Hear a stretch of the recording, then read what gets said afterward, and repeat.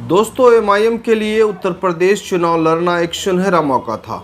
इस बार लोकसभा चुनाव 2024 में एमआईएम के बिना लोकसभा चुनावी माहौल सन्नाटा है। जैसा कि आप जान रहे हैं, शुरू से ही उत्तर प्रदेश जब नगर चुनाव में एमआईएम के उम्मीदवार कामयाब होने के बाद लोग लोकसभा चुनाव को जोड़ रहे थे और लोग ये भी बोल रहे थे कि जिस तरह लोगों ने नगर चुनाव में एक विकल्प के तौर पर एमआईएम के उम्मीदवार को वोट किया है, उसी बुनियाद पर इस बार उत्तर प्रदेश में भी एक बदलाव होगा।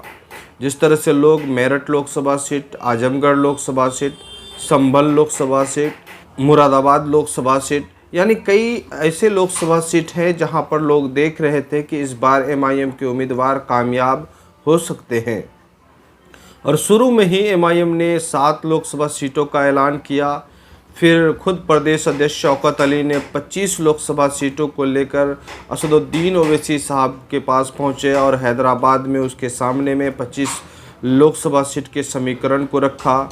इसके बाद लोग इंतज़ार कर रहे थे कि इस बार उत्तर प्रदेश में कुछ अलग ही माहौल देखने को मिलेगा, यानी असदुद्दीन ओवैसी साहब की पार्टी बड़ी मजबूती के साथ चुनाव लड़ेंगे। लेकिन ऐसा कुछ नहीं हुआ। ओवैसी साहब खुद आए, फिर बीच में हुआ कि ओवैसी साहब की पार्टी चुनाव नहीं लड़ेगी। फिर ओवैसी साहब आके एक पार्टी से गठबंधन किए और लोग बेसब्री से इंतज़ार भी किए कि ओवैसी साहब अब उम्मीदवारों की घोषणा करेंगे। लेकिन नामांकन के आखिरी दौरान भी लोग इंतज़ार किए। अब लोग जो है नाउम्मीद हो गए हैं, यानी ओवैसी साहब अब ऐसा लग रहा है कि उत्तर प्रदेश में इस बार चुनाव नहीं लड़ेंगे। यानी उत्तर प्रदेश की आप बात करें तो लगातार कहीं न कहीं चर्चा का माहौल उत्तर प्रदेश में गर्म है। विधानसभा चुनाव के दौरान भी ओवैसी साहब जमकर वहां पर चुनाव प्रचार किए। उसके गाड़ी पर उस पर जानलेवा हमला हुआ, उसके बावजूद भी वो चुनावी मैदान से नहीं भागे थे। लेकिन एक सवाल है कि नगर चुनाव में कामयाबी मिलने के बाद अब फिर लोकसभा चुनाव में ओवैसी साहब क्यों भाग रहे हैं? क्या उनके पार्टी का जनाधार कम हो चुका है या उनको उम्मीदवार ही नहीं मिला? कई सवाल है और इस वक्त आप देख रहे हैं कि इंडिया गठबंधन के लिए राह आसान हो चुका है। अब लोग जो है जो एमआईएम के समर्थक हैं वो किसको सपोर्ट करेंगे? चूँकि पिछले दिनों आप देख रहे थे कि ओवैसी साहब के साथ अपना दल पार्टी के साथ गठबंधन हुआ है।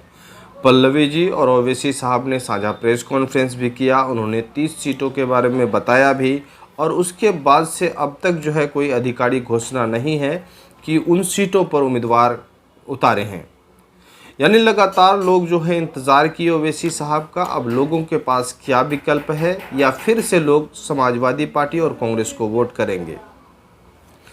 लगातार जो है ये चर्चा का माहौल है। उत्तर प्रदेश में इस वक्त सन्नाटा है और ओवैसी साहब के लिए कुछ लोग मशवरा दे रहे थे कि अगर उनके पार्टी के लिए कोई उम्मीदवार नहीं मिल रहा था, एमआईएम के टिकट लेने के लिए कोई उम्मीदवार नहीं मिल रहा था, तो एमआईएम के जीते हुए पार्षद को उन्हें टिकट दे देना चाहिए था और इस बार चुनावी मैदान में उतर जाना था। यानी जो फैसला उत्तर प्रदेश के लोग करते और एमआईएम के हित में जो होता तो वो फैसला हो जाता और एक माहौल भी बन जाता।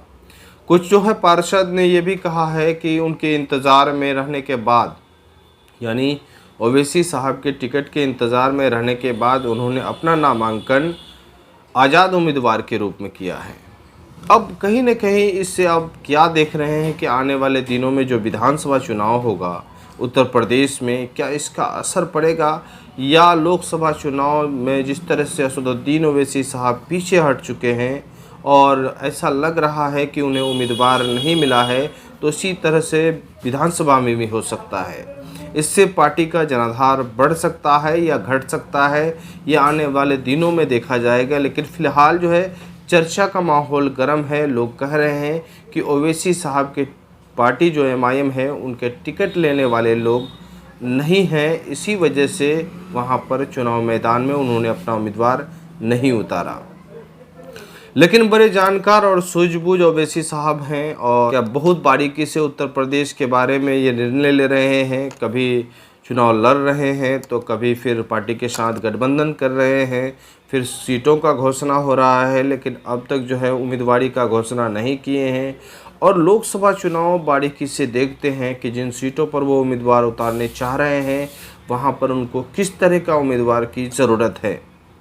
यानी कि ओवैसी साहब चाह रहे हैं उनके बेहतर उम्मीदवार हो या उनके मुताबिक इस बार उम्मीदवारी के जो दावेदार हैं वो नहीं दिए।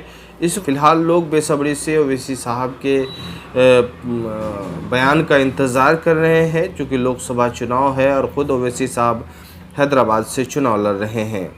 लगातार पार्टी को लेकर चर्चा का माहौल गर्म है कि बड़ी मुश्किल से उत्तर प्रदेश में पार्टी जो है नगर चुनाव में कामयाबी मिली और नगर चुनाव में कामयाबी मिलने के बाद लोग लोकसभा चुनाव देख रहे थे, लेकिन लोकसभा चुनाव में ओवैसी साहब के तरफ से पार्टी के उम्मीदवारों के नामों का घोषणा नहीं हुआ है और जिससे साफ तौर पर उत्तर प्रदेश के लोग और ख़ास तौर पर एमआईएम के जो चाहने वाले हैं, एमआईएम के जो जिम्मेदार हैं, उनके चेहरे पर मायूसी है और कई लोगों ने एमआईएम के राष्ट्रीय अध्यक्ष पर आरोप भी लगाया है। जिस